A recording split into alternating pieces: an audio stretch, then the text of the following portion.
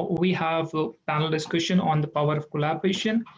And I will hand over to Venkata Dasari to invite the panel chair, Miranda Taylor. Thank you, Faizi.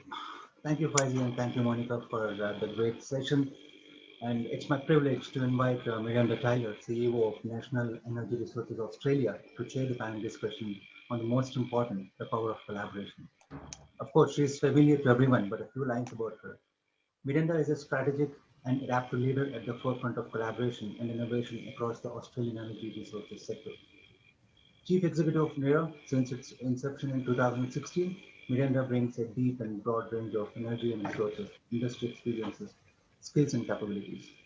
Her leadership of NERA is bringing together the country's best minds from technology, research, enterprise to achieve NERA's vision of Australia as a global energy powerhouse, a sought-after destination of investment and leading source of knowledge and solutions.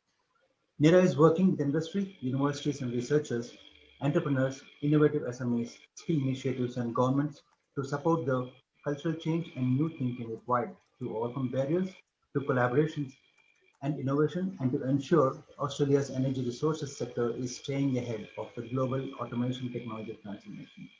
We are happy for your acceptance and presence for this discussion, Miranda. Over to you. Yes, thank you, Venkata. So I'm really delighted to be here today to moderate this session on collaboration. And I think it's a good segue from the session that I just caught the end of, which is that we can't get there alone. And that this is quite a cultural change, I think, for Australia.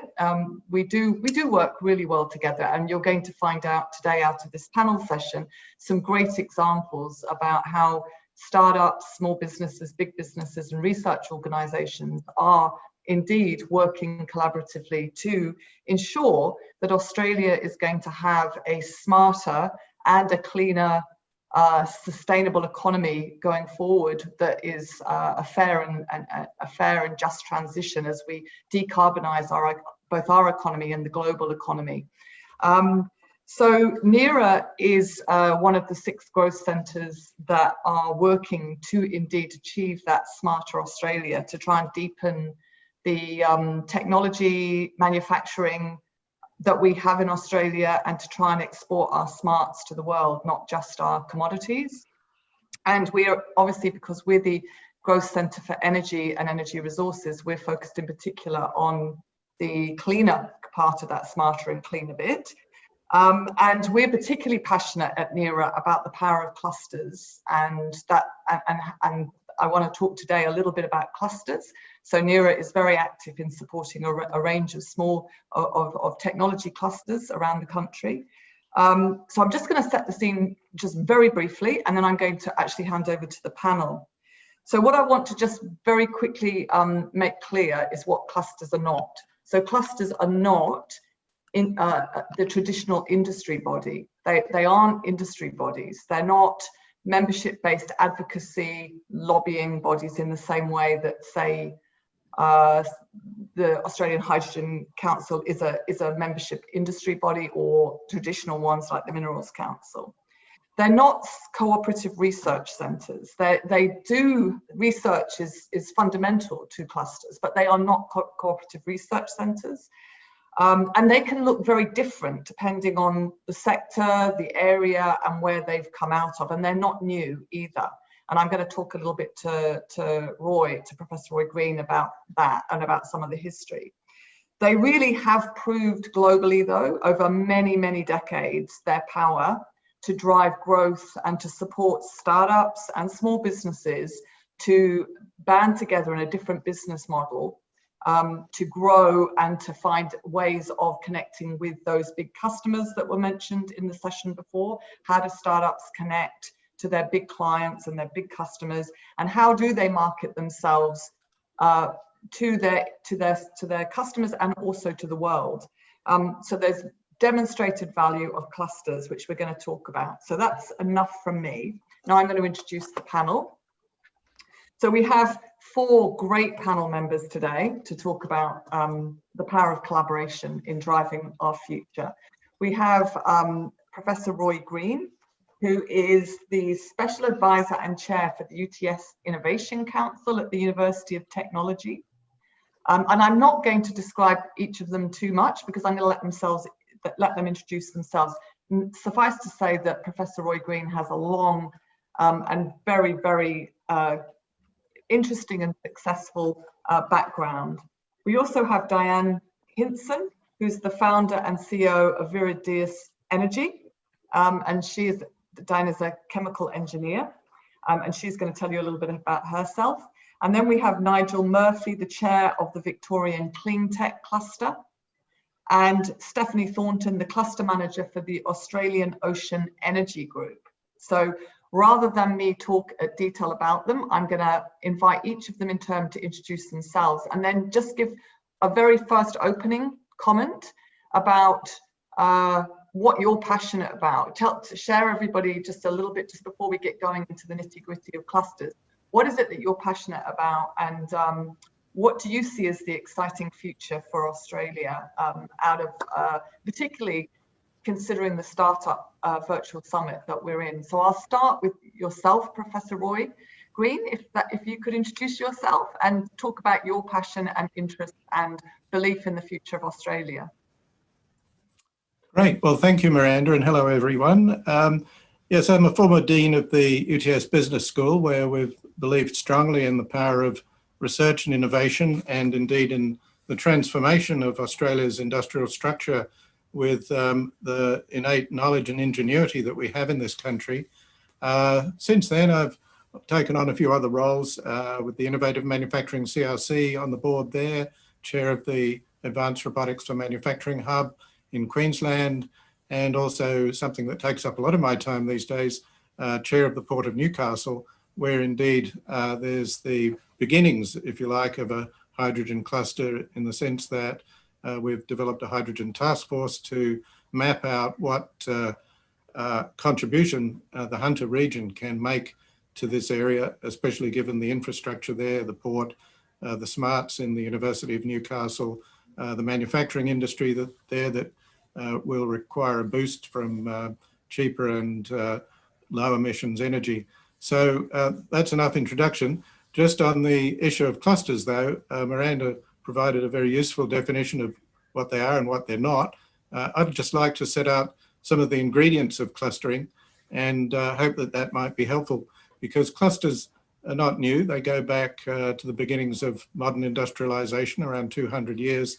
And they were first analysed by the British economist Alfred Marshall, who described them as industrial districts. And he set out the first ingredient, which was geographical concentration. And he gave the example of the potteries in the north of England, where the combination of materials, skills, infrastructure gave rise to superior competitive advantage of that area over all others throughout the world in the potteries context. The next ingredient, if you like, is the existence of complementary skills and technologies. And we see examples of that also, especially over, I guess, the post-war period, the development of the German Mittelstand, the concentrations of small and medium enterprises in specific areas in which they achieve competitive advantage.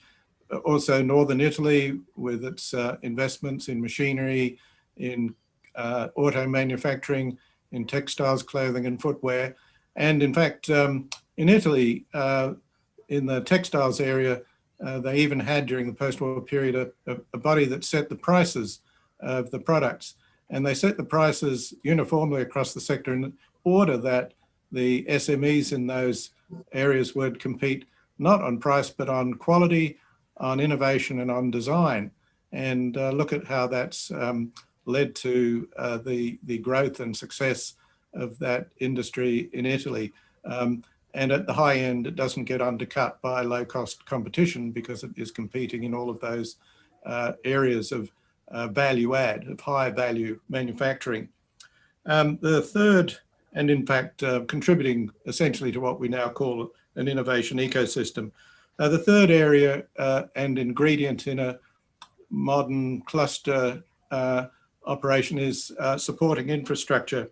And this is not just hard infrastructure, but also soft infrastructure. Miranda mentioned research, also through universities, and also training. These are important anchor institutions for successful knowledge-based clusters. And my favorite example there, and I visited this place a few years ago, is a small town in Germany called Schwenningen near Stuttgart, very unprepossessing, near the Black Forest, and you wouldn't know much was going on there. It used to be the center of the German clock-making industry in the 18th and 19th centuries. It doesn't make clocks anymore. In this little rural outpost, they make the world's best surgical instruments because they've translated their skills, that wellspring of ingenuity, into this new area of competitive advantage. And how have they maintained that? There's no airport there. The train goes there, but there are no fast trains. There's no big autobahns. You just see these trucks coming out with millions of euros of high value products. And the essential arrangement there is a cluster, an arrangement whereby the managers in the industries, in the companies there, spread among the small towns, teach in the local university, the Hochschule Furtwangen University, which focuses on science, engineering, and business. The students in that university take internships in the companies. They might go away, but they always come back, and they develop their experience and contribute to the next generation of surgical equipment.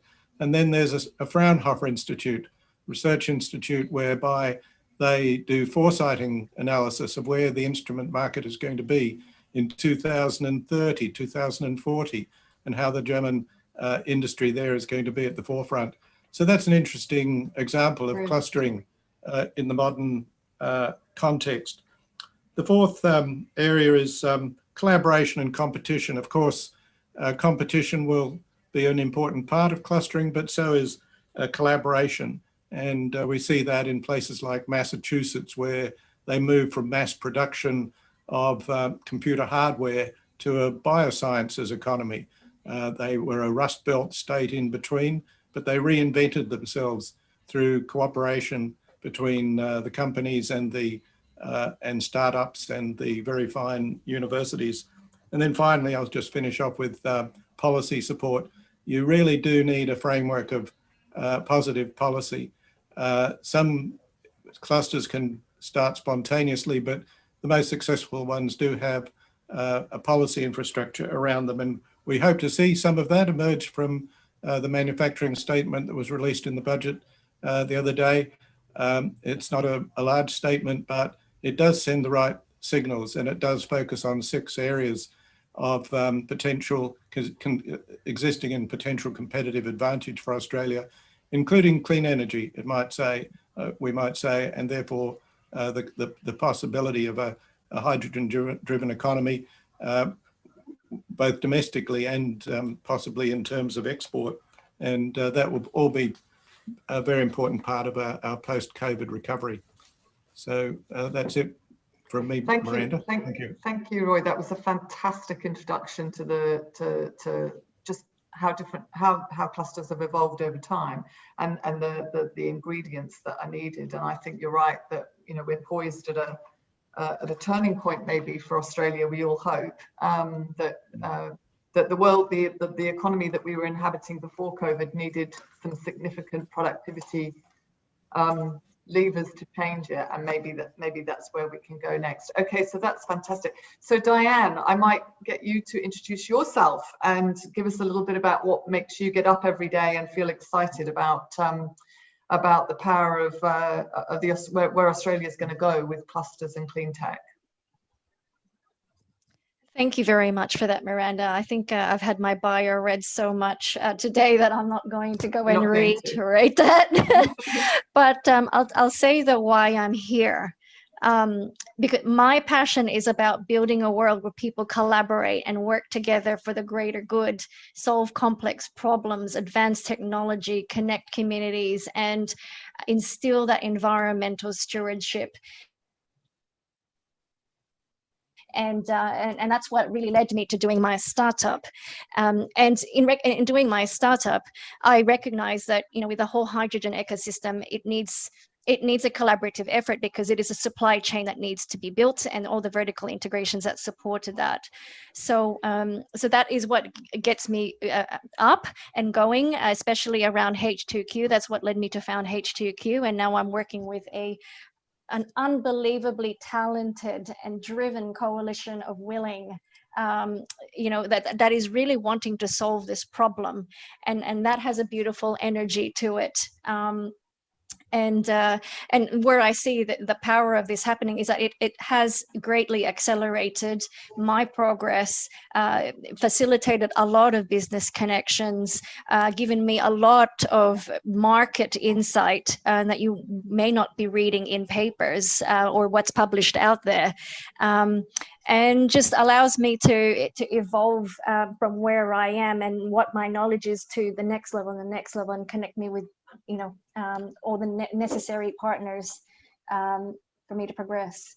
So that's why I'm here, and very excited to share how even my journey around how clustering and how this cluster has helped, and how it can help others. That's fantastic, Dan. And I've no doubt that your huge support that you've thrown behind today is testament to your passion for this and your interest in how we can support the startups in the hydrogen as we activate the hydrogen market. So Nigel, would you like to introduce yourself? And again, I say, what would you like to add to what you're excited about for? Yeah, look, thanks very much, Miranda. Look, I'm passionate about the Cleantech sector, and that's why I'm chair of the Victorian Cleantech cluster. I'm also chair of the Australian New Zealand biochar industry group. Yeah. They're my weekend jobs, and my day job is a director of Earth Systems and Cyclic Carbon, which has spent 25 years commercialising technology in the Cleantech space. And you know, over my journey, I've seen Australia from being a global leader in environment and sustainability, and you know, even Cleantech in the early 1990s. I've seen us lose our way, and you know, we've lost our way. There's a variety of reasons. You know, less trust in science and engineering. But I think, like what you say, Miranda and Roy, I sense things are changing, and for us to reclaim a position where we were a leader in sustainability thinking, and we had lots of ideas, lots of innovation coming out of Australia. To reclaim that territory, and we can reclaim that territory because we have, you know, a great education system, a great continent, and a lot of innovative people. We need to work together. We need to be collaborative, and you know, we need industry working with research, with universities. We need government talking to industry and research, and we need capital attracted to those areas. So we can only do great things if we work collaboratively. And Australia does work collaboratively in certain areas. You know, we have a great sporting culture, which does create a lot of industry. It is a bit of a cluster. Where I'm from, Melbourne, you know, the AFL is powerful, and it has created a lot of businesses and industries around it in the sporting field. So we can do these things if we work together, because a lot of the problems when you're going from innovation to commercialization, you are going through the valley of death. It is a hard, often long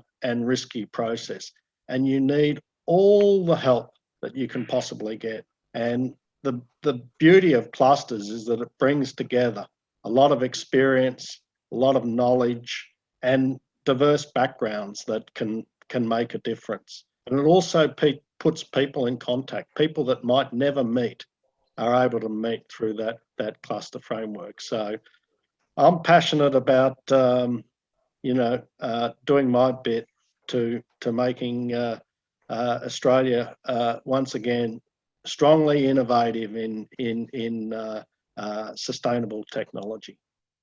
That's great. Thank you, Nigel. I think NERA's tagline is creating connections for growth. And I think we're fundamentally about building networked ecosystems. And I know that can be very jargon language, but it's really is about what you're just saying, is that connecting people that would not have met each other, but can then bring the power together. It's just so powerful.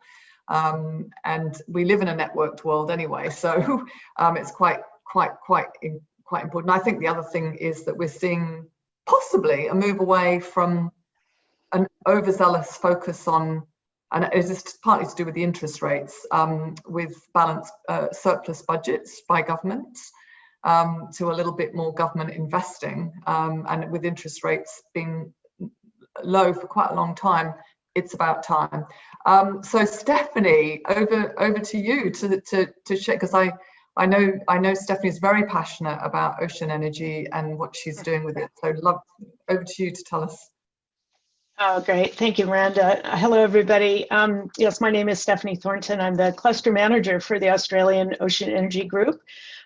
We were formed in 2018 thanks to the wonderful support from NERA, and the mission of AOEG is to accelerate commercialization of Australia's ocean energy sector. So we're very much in line with the purpose of what a cluster is, which is economic development and looking at the commercial business side of things.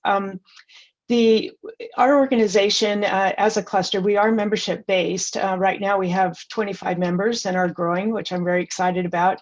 The membership transcends across wave and tidal technology developers who are obviously represent the core of ocean energy in Australia.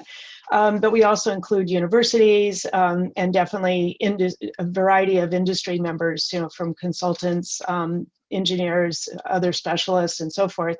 And government representatives as well. So that is also part of the way of building a community to help us achieve the mission that we've set out for ourselves.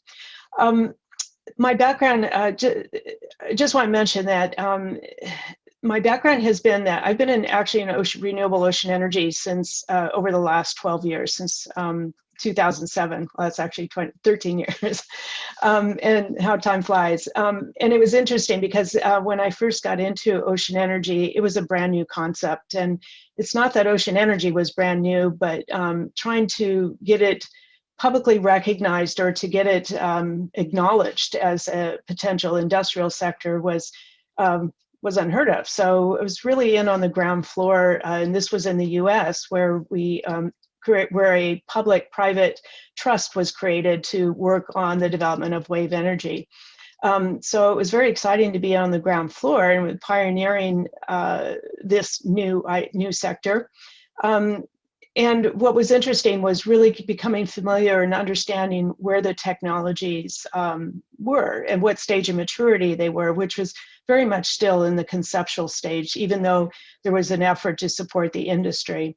So why I'm passionate about this particular cluster and why I was a part of the founding group that created it is that because I've worked, it was in on the ground floor in the early years of ocean energy and have watched it just kind of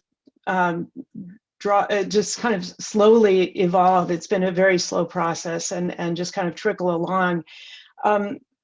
We've realized that part of the reason, or we've come to realize that the reason that it's not progressing faster than it is because there really is not a market pool. And so the opportunity that we have through this cluster is to look at the wide universe of opportunities to apply and integrate renewable ocean energy technologies, whether they're wave or tidal or other sources, in order to be able to to be able to solve a problem, energy problem for end users. And it's just amazing how diverse that universe of opportunities are, but it hasn't been tapped. And that's what I'm passionate about and excited for our cluster to work on, is this future market development to really create an industrial sector that delivers the commercial potential. Thank you. just got to unmute myself there. Thank you, Stephanie. So I'm going to start to just ask some more open questions, which I'm going to invite people to just put their hand up to ask. I think we've already begun to talk about some of the reasons why, what's great about clusters. So if thinking about the hydrogen market that we're trying to activate now, and NERA is trying to support some seed funding for some regional hydrogen clusters, if you were a small bit, what would you expect? What should a company approaching or trying to look at forming a cluster, what should they expect in terms of what the membership of that cluster might look like? Is it all startups, for instance, or do you include customer end larger companies into the cluster, research partners? Who ideally makes up the membership of a cluster in the early days? And also, obviously, for startups trying to form one, the difficulty of attracting finance, because if I look at the Norwegian model, they put Norway provides a lot of money over a 3 to 5 year time frame to allow the cluster to mature, to form and mature, because I think clusters do take quite a lot of support in the early days because of what they are. So there's sort of two components. What would you expect to see, and then how do you attract funding? And I'll open, people might want to put their hand up and say, I'll go first, or does someone want to start? Roy, you want to start? Yeah, well, I might start because I can report on what the Hunter is actually doing now, with no funding, by the way, which is that the university is taking the lead on the hydrogen cluster through its Vice Chancellor, Alex Zielinski.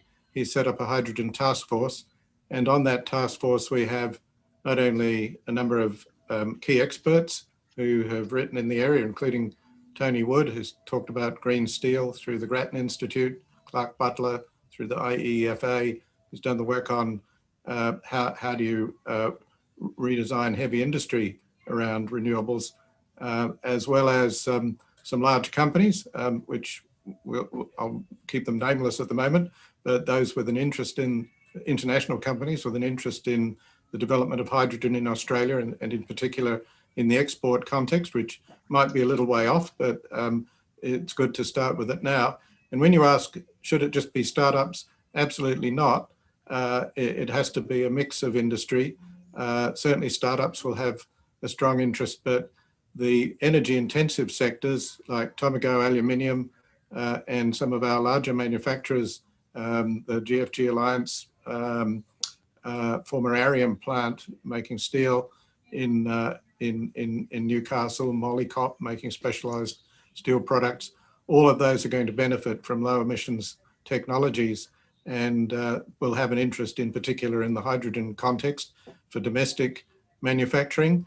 And indeed, if the price is right, well, we'll see a boost to local manufacturing in that context, and ultimately through export via the Port of Newcastle. But one thing that we have found in the university is that no single university in Australia has expertise right across the hydrogen value chain. So there's going to be a lot of value, I think, in the short to medium term on university collaboration as much as anything else. Okay, that's so interesting perspective. Can you hear me? Mm-hmm. Yeah. Okay. Sorry, my computer was telling me that there was a problem, but there isn't.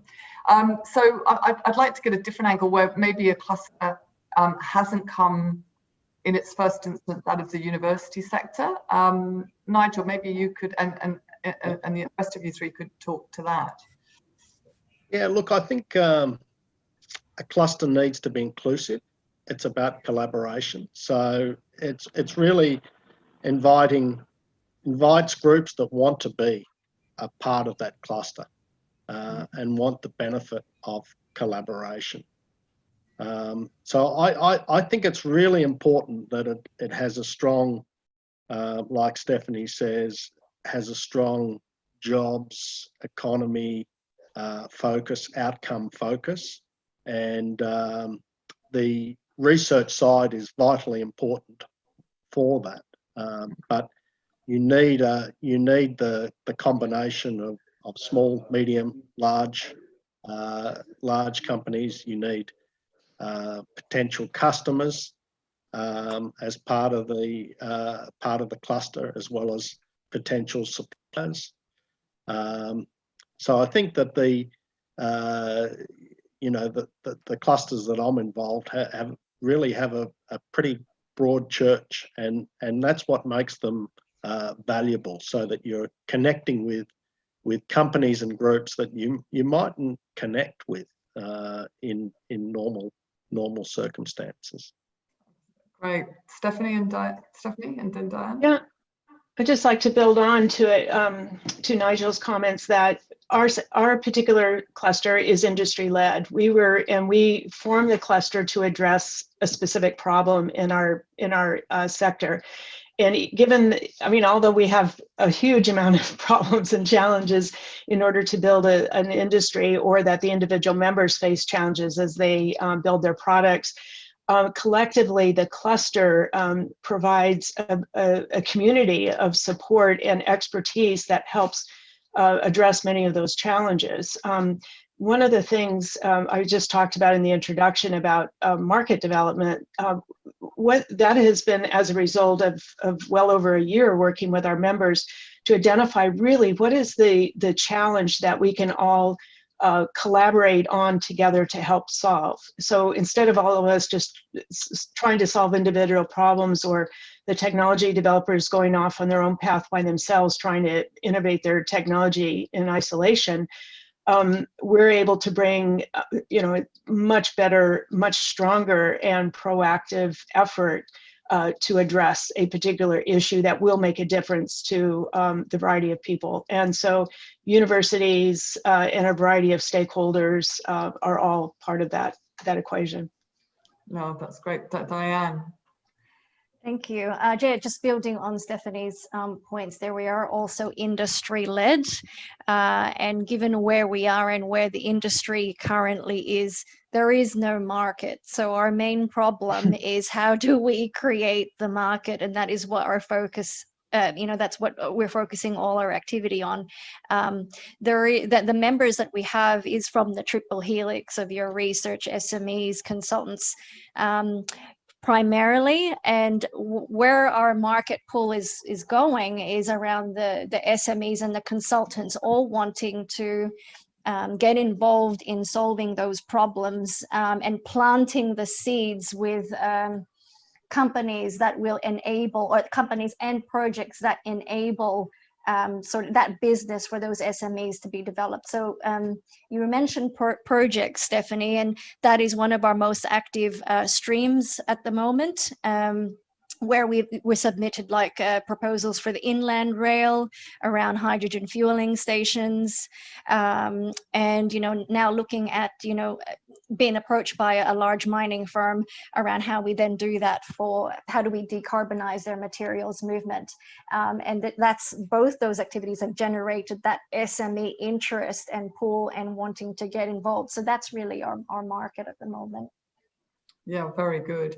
So we've probably got about 8 minutes. I wonder, we've alluded to it, and I think Roy did in his opening comments. The addressing things like competition and IP within a cluster is something that always comes up. People in Australia get very fixated on that. So I think it's worth clarifying it for some of the startups listening. Around, and as I said, I think Roy alluded to the benefits of actually working together and putting, but maybe if I can start in reverse and say, Diane, do you want to start by talking about that, and then we'll work backwards?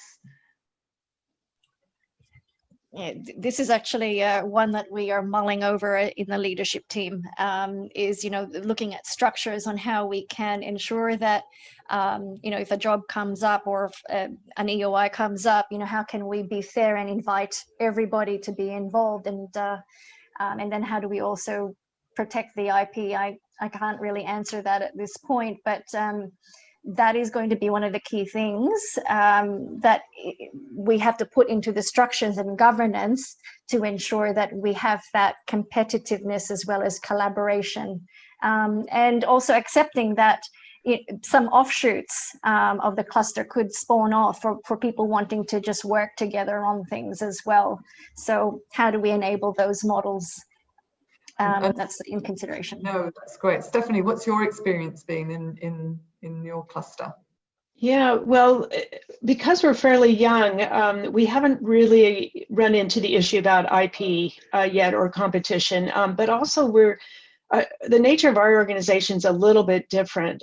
Even though we have, a group of wave energy technology developers and a group of tidal technology developers, there's no one size fits all in the technologies. Therefore, they're not really truly competitors, and they're not going, because their technologies are so different, they're going for different markets. And surprisingly, or positively, many of these developers are willing to share, at least put certain things into the public domain so that it can help the industry, because they do realize we're trying to create and build an industry as opposed to just an individual company, and help.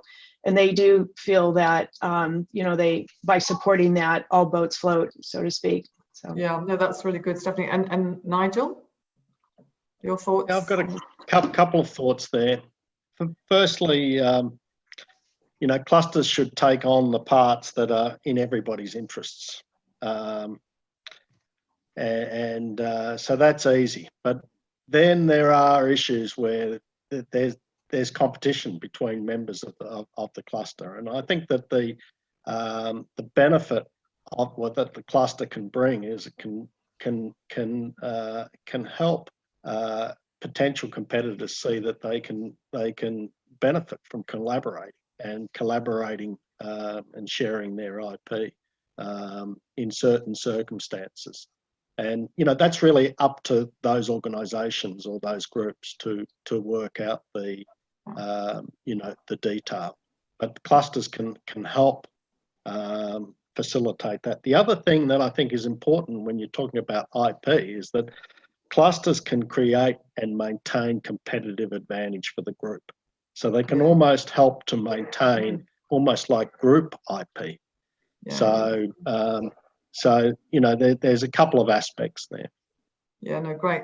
And Roy, I know you sort of alluded to this in your opening thing about setting the price and competing on innovation.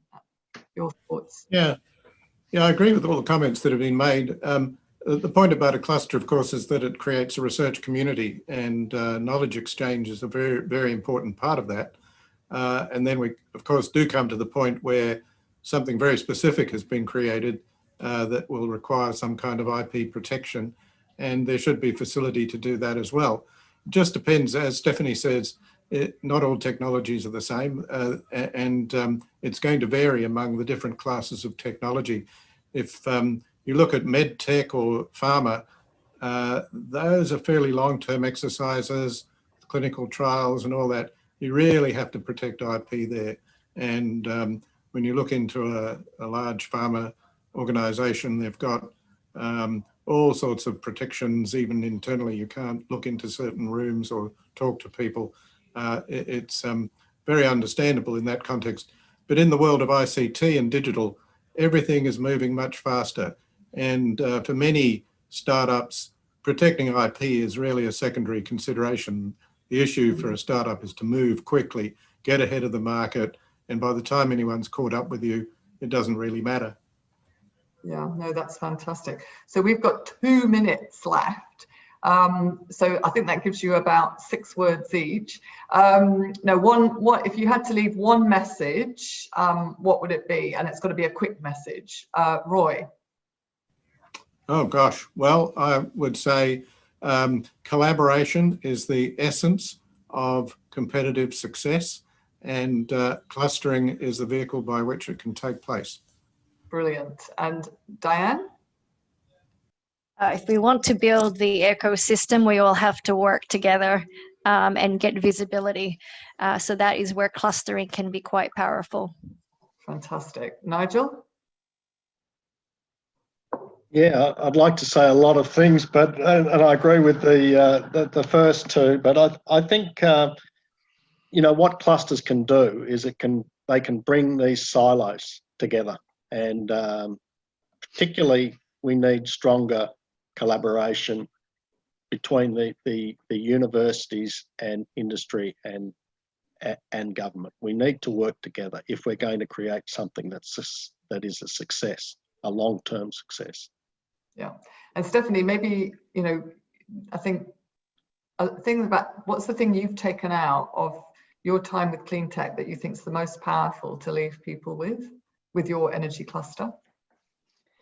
Oh, well, I think the biggest thing is that the cluster can do things that an individual company cannot do on their own, therefore contributing to, one, reducing risk for those companies that are trying to build great products, and facilitating due diligence in positive ways that they couldn't probably do on their own, and being able to help really achieve market opportunities, and look to the future, play a role in looking at the vision for the future and bringing that back to the present. That's fantastic. Well, look, I want to thank each and every one of you. I think that I'm hoping that this is the pivotal point where clusters take off in Australia, even though they're already here, that we now see a massive take up of this. It's a great business model for the country. So thank you very much. And thank you. I'll hand back to Venkat.